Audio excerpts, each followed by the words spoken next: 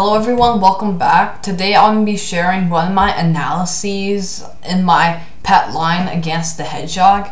And if you guys don't know already, I've made a blog about this and you can check this in my blog post, which I'll be posting.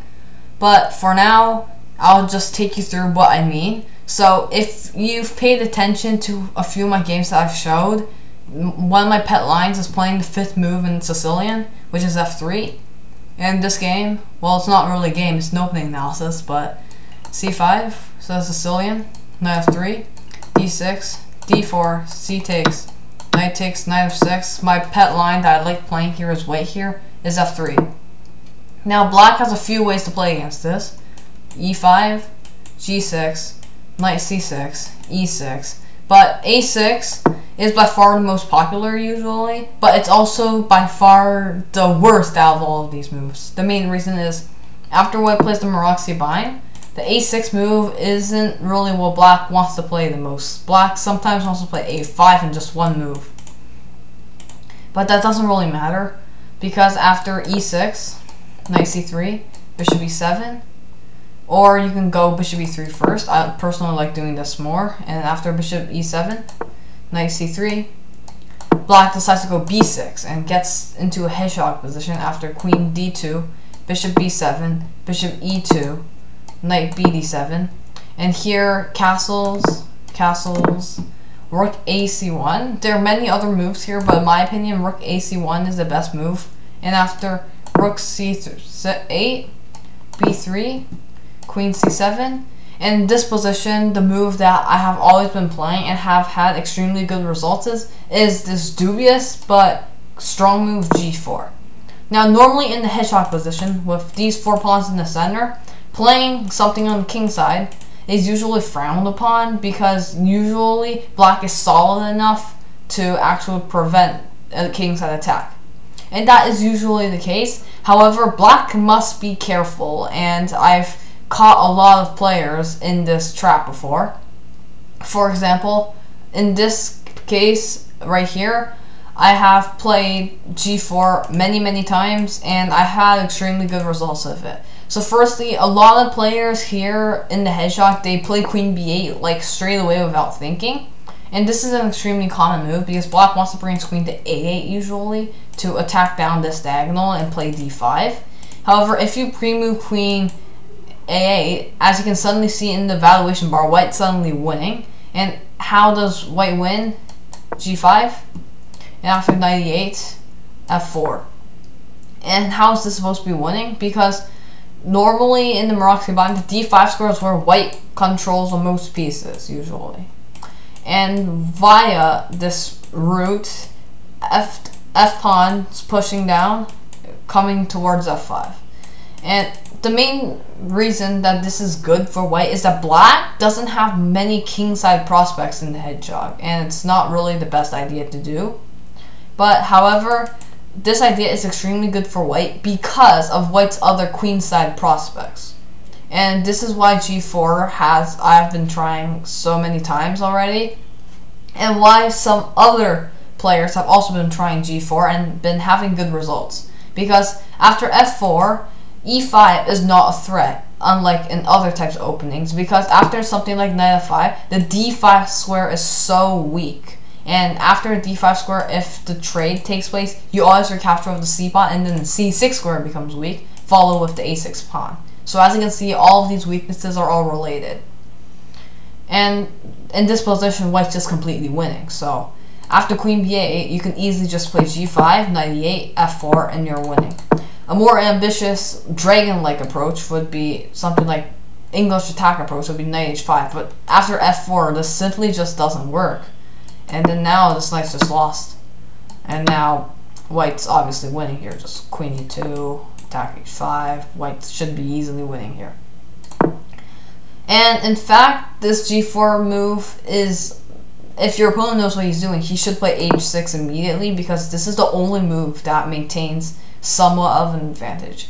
And this is the second move that I share, and this is which most players that play g4 do not know. So although playing g4 is already a minority, the move that I play is basically unique. So in this position, I recommend the move rook f2. And this extremely strange move is an extremely powerful move because this move preempts that rook g2, king h1, and rook here will happen soon. But the main weapon comes after what black should do. After queen b8, for example, white can suddenly play h4. And as you can see, the rook is going to be able to come to h2 as soon as possible. And one important thing to note, just in case you're playing in this type of position, instead of playing rook f2, so we come back, instead of playing this rook f2 move, if you play f4 immediately, you always drop the e pawn unless you have any other defenses. So never ever try to play f4 unless needed. And after something queen b8, the f3 pawn is what keeps your position intact. The h pawn is what goes up, and that is extremely common if you're a standard knight or 4 dragon player as white. And so here, after something like queen b8, h4, and here if something like knight e8 is played, you can simply just play g5. You get the stone pierce head right here, and you're threatening moves like g6 with weaken the e6 pawn, and after you weaken the e6 pawn, you weaken d5 square. So all this play on the king side and on the queen side, if you notice, all of white's play is just to weaken the square in the middle. So that is something to keep in mind. So after rook f2, black's best move is to play knight h7. And this move is extremely counterintuitive because it puts the knight in a bad position and puts it on the edge of the board.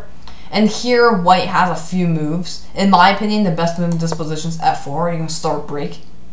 And you can easily break in this position because black's not going to be able to do anything. If black brings his knight back, you can always just play bishop f3. And after bishop comes to f3, it's more or less equal, but after something like knight c5, you can play queen c2 to protect. And here, black is running out of moves. Black, in the computer's best evaluation here, is knight 7 again. But now white can just start playing rook d1, build up, and just h3 and rook g2, and white is playing with all the prospects in this position. However, after f5, some question that many players have about this position is what happens if black takes a knight-off approach and plays g5, trying to weaken the e5 square. And this move is not that bad, but the main focus is that white does not care about the e5 square in the Maroczy bind. Just plays f5, and black has to worry about this d5 square. Now this pawn's under attack, so black should try to protect it. If black plays e5 in this position, white can play f6. Now this move is extremely critical. If you take here, takes, and if you take here again, take the rook with check. After rook takes back, you take the pawn, white's up in exchange, white's winning here. And after playing f6, the knight's on f5 square is free, so even if you just take that pawn for free, knight f5, attacks h6, attacks e7, knight's coming to d5. And as you can see, white's completely winning here. And notice that white's king is completely safe even after all that drama. So something like bishop takes c4 will be met by knight takes h6. And after king g7, you can start breaking up the position with h4, and white's completely winning here. So knight c5 is the best to protect the c6 pawn. And here you can play the standard bishop f3, and now white's better because black's never going to be able to utilize the e5 square now. The knight's protecting here, that knight's on h7. If the knight comes to f6, just take that pawn.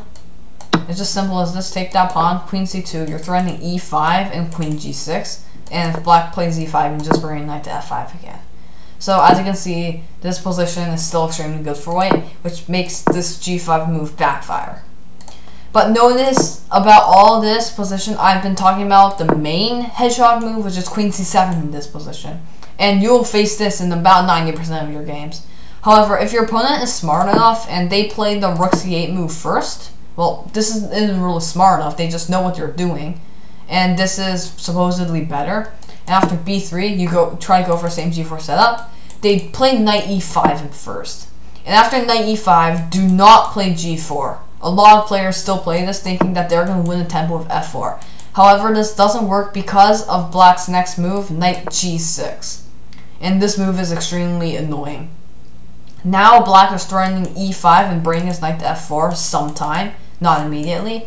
But white cannot play g5, as now black has this move knight h5, and all of a sudden black's completely fine. He doesn't have a space cramp anymore, because if you play f4, black just takes it. And if you take again, black will take, and if you take with the queen, then e5, and all of a sudden bishop g5 is coming, the pawn's forking, this bishop is attacking this pawn, white's position is in ruins now. Because with the knight on e5 and the knight comes to g6, the knight is guarding these weak squares, and now the h4 push is premature. After knight e5, you could still try to go for rook f2, but it's also not as strong because now it's something like queen c7, and if you go g4 now, then still after h6, h4, here black has knight fd7, which is another drawback after this move, and this position is still extremely good, which is why I'm still playing rook f2. But if you aren't comfortable with a strong knight on e5, because you can't play f4 anytime in this position, do knight g6 and back, and because of this complications, when the knight's on e5, if you want to just play calmly after knight e5, the knight's away from the b6 square, so a typical hedgehog maneuver, knight a4, is extremely common. And here, black does not have enough time to play queen c7, because you just simply take on b6. And after queen takes b6, knight takes c6. And all of a sudden, the knight's attacking the rook, the bishop is attacking the queen, so queen moves. And you have a rook and 2 pawns for 2 knights. And this position, some people might think it's good for black, but white still keeps his bishop pair, and that will prevail when the rook is against the 2 knights in the long run. In this position, white will try to trade the queens and get into an endgame where the 2 pawns will become extremely strong, while black will try his best to hold the position. And notice that black has no counterplay. He's never going to play d5. White has more pawns on the king side. These 2 knights can't find any outposts other than c5 and e5, but I don't think you can call those outposts exactly. And other than that, it's pretty much finished for black. Black's not going to have any winning chances. So that's one strategy to play against knight e5. And if you're playing someone against the main line, go g4. G4 is a move that most hedgehog players aren't prepared because they simply don't think you're going to play g4. About maybe 0.1% of hedgehog players as white played this g4, but I think I'm the only one that knows about this rook f2 move exactly. And this rook f2 move is extremely useful because you are doubling your rooks ahead of time because you know that the play is going to be situated on the king side, and you're threatening to play h4 and rook h2. And that is some extremely good weapon that you can use instead. So I'm sharing you this knowledge of this powerful rook f2 move. So as you can see, this is one of my repertoires against the hedgehog. I actually have many. And this g4 and rook f2 system, in my opinion, is my favorite, and it's the line where I have the most positive scores. And I'll give a link of my blog post in the description, and you'll see 2 games of how I won with this line. So I'll see you in my next video, and I hope that you enjoyed this. Bye.